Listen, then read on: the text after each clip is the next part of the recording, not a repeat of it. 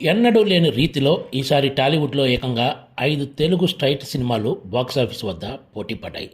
సంక్రాంతికి ఎప్పుడూ 2 భారీ బడ్జెట్ సినిమాలతో పాటు 1 లేదా 2 మిడ్ రేంజ్ బడ్జెట్ సినిమాలు కూడా ఉండేవి. కానీ ఈసారి మాత్రం గతానికి భిన్నంగా బాక్సాఫీస్ దగ్గర తీవ్ర పోటీ ఏర్పడింది.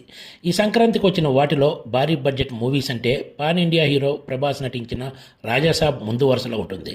రెండవ భారీ బడ్జెట్ సినిమా అంటే చిరంజీవి నయనతార జంటగా నటించిన మనశంకర్ వరప్రసాద్ గారు మూవీ. అయితే ఇక్కడ ఒక తేడా ఉంది. రాజాసాబ్ మూవీకి స్టార్ కాస్ట్తో పాటు భారీ సెట్టింగ్స్, ఇతర నిర్మాణ వ్యయం కూడా ఎక్కువే ఉంది.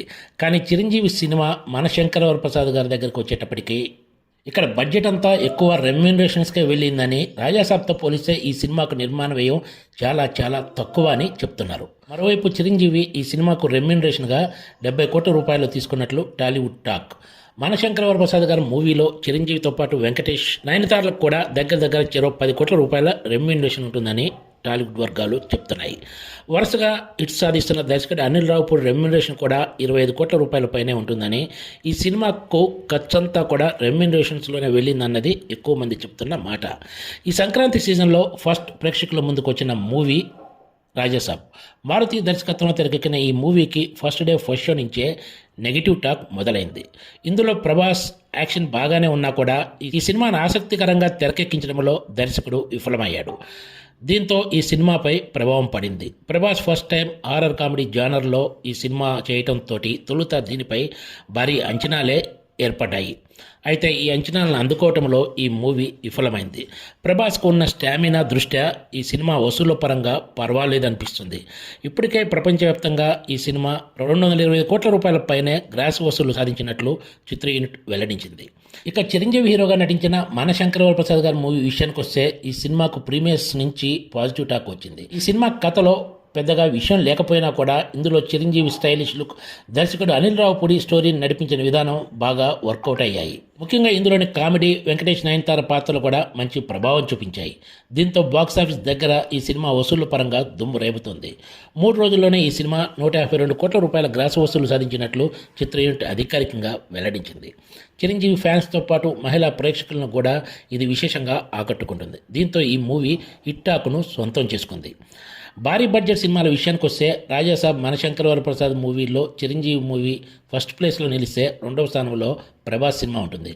మిగిలిన 3 సినిమాల్లో మరో senior hero Raviteja cinema budget మిగిలిన 2 సినిమాల కంటే కాస్త ఎక్కువే ఉంటుంది. గత కొంతకాలంగా సరైన హిట్ లేక ఇబ్బంది పడుతున్న రవితేజ సంక్రాంతి సినిమా భర్త మహాశైలకు విజ్ఞప్తి మంచి టాక్నే దక్కించుకుంది. ఇందులో కొత్త రవితేజ కనిపించడంతో పాటు తన నటనతో కూడా ఆకట్టుకున్నాడు. నిజంగా ఈ సినిమా బాగున్నా కూడా ఇందుకు ప్రేక్షకులను ఆకట్టుకోవడంలో మాత్రం విఫలమైనట్లే కనిపిస్తుంది. ఈ సినిమాలో రవితేజకు జోడీగా నటించిన ఆషికా రంగనాథ్, డింపుల్ హైతీలు మంచి సందడి చేశారు. జనవరి 14 ఉదయం నవీన్ పోలిశెట్టి హీరోగా నటించిన అనగనగా ఒక రాజు మూవీ విడుదల కాగా, సాయంత్రం శర్వానంద్ హీరోగా నటించిన నారీ నడుమ మురారి మూవీ ప్రేక్షకుల ముందుకు వచ్చింది. ఇక్కడ కీలక విషయం ఏమిటంటే ఈ 2 సినిమాలకు మంచి టాక్ వచ్చింది. ఈ 2 సినిమాలు కూడా కథపరంగా, కామెడీ పరంగా కూడా ప్రేక్షకులను మంచిగా ఎంటర్టైన్ చేసే మూవీలే.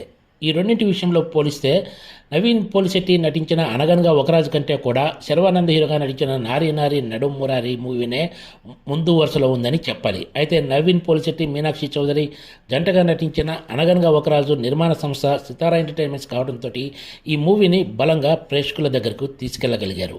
దీనికి తోడు నవీన్ పోలిశెట్టి ప్రచారం కూడా బాగానే కలిసి వచ్చింది.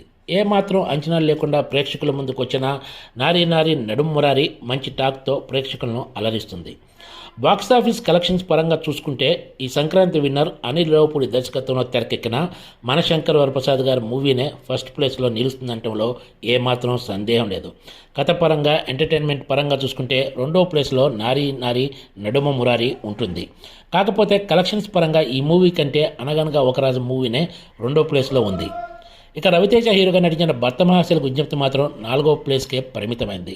ప్రభాస్ మూవీ జానర్ వేరు కావడంతో ఈ సినిమాను ఇందులో కలపటం లేదు.